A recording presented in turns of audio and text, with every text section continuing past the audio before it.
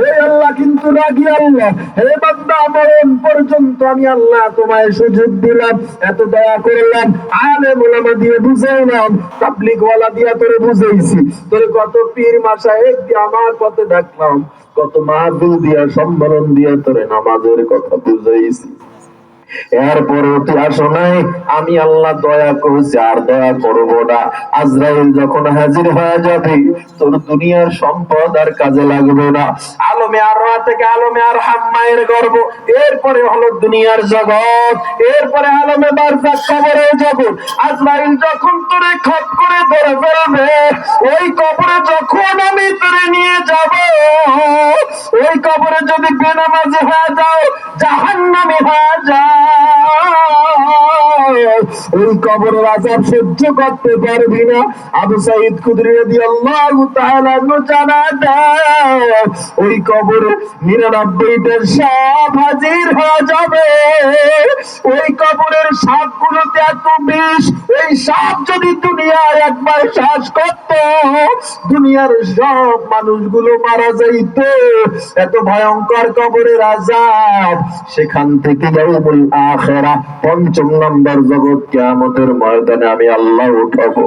ওই দিন এমন ভয়ঙ্কর দিন, যেদিন মা সন্তানকে পরিচয় দিবে না, সন্তান মাকে পরিচয় দিবে না। আমার আল্লাহ বলেন, আল ইয়াউমা লা যিল্লা ইল্লা যিল্লি, আজকে এমন ভয়ঙ্কর দিন, যেই দিনে আমি আল্লাহর ছায়া ছাড়া কোনো ছায়া নাই। নামাজিরা, আমার নবীর উম্মতেরা, ওই ছায়ায় চলে যাও।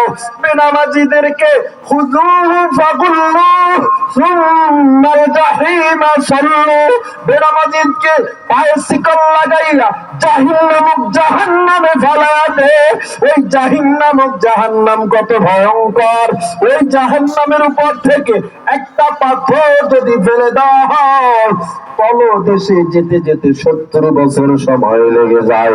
আল্লাহ তাআলা বলবে, বেঈমানগুলোর টাইনা জাহান্নামের দিকে নিয়ে যাও।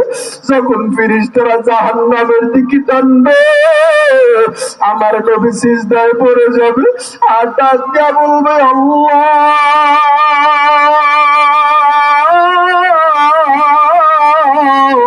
আমার উম্মত গুলোরে জাহান্নামে দিও না রে আল্লাহ।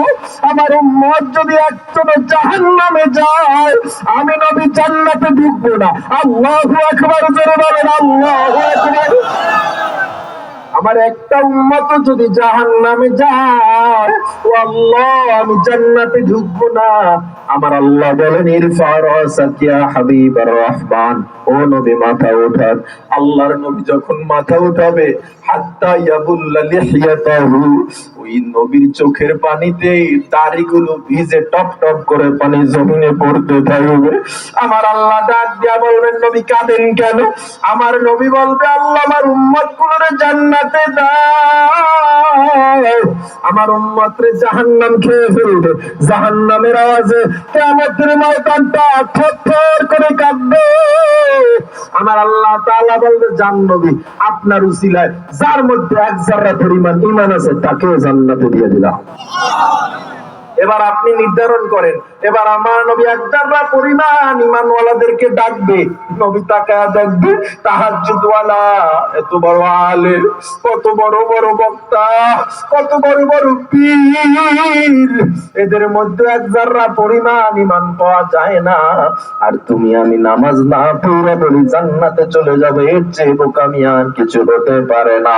হে মুসলমান ঈমানদার, আল্লাহর গোলাম ও আল্লাহর বান্দা, এই জীবনটা তো একটুখানি, এই ক্ষুদ্রতম জীবনের পিছে পড়ে দীর্ঘস্থায়ী আখিরাতকে নষ্ট করিও না। দয়ার আল্লাহর দয়া পাইতেছি, সব পাইতেছি, গাজা ফিলিস্তিনের মতো তো আমাদের অবস্থা না। কেন আমরা নামাজটা ছেড়ে দিই? কেন আমরা আল্লাহর পথে চলি না? সুন্নাতে নববীর উপরে আঘাত করি। একটু মাগরিবের আগে দোয়া কবুলের সময় আল্লাহর কাছে কি ওয়াদা করা যায়? আর নামাজ ছাড়া যাবে না, আর দাড়ি কাটা যাবে না, অন্যায় করা যাবে না, গুনাহ করা যাবে না। কে কে রাজি আছেন? একটু আল্লাহকে হাত দুইটা দেখায় দেয়। নারায়ে তাকবীর, নারায়ে তাকবীর। আল্লাহ আমাদের কবুল করে নেন। আল্লাহ আপনি আমাদের কবুল করেন। আল্লাহ এই মাহফিল কি কবুল করেন। আজকের এই মাহফিল অনেক কষ্ট করে আয়োজন করেছে, অনেক কষ্ট করে